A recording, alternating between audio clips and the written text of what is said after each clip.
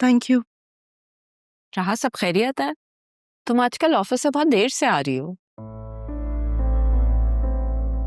हाँ, वो बस ऑडिट वाले या लैंड रेवेन्यू वाले रोज आ जाते हैं किसी न किसी बहाने से, या फिर अपने ऑफिस बुला लेते हैं। अभी भी वहीं से ही आ रही हूँ मैं। अच्छा, मैं सोच रही थी कि तुम अरमान से क्यों नहीं बात करती? उसके तो बहुत जान पहचान वाले होंगे ना ऑफिसर्स में। लैंड रेवेन्यू उसके ही अंडर आता है।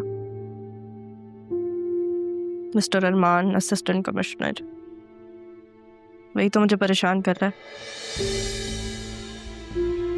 उसकी वजह से ही लेट आ रही हूँ।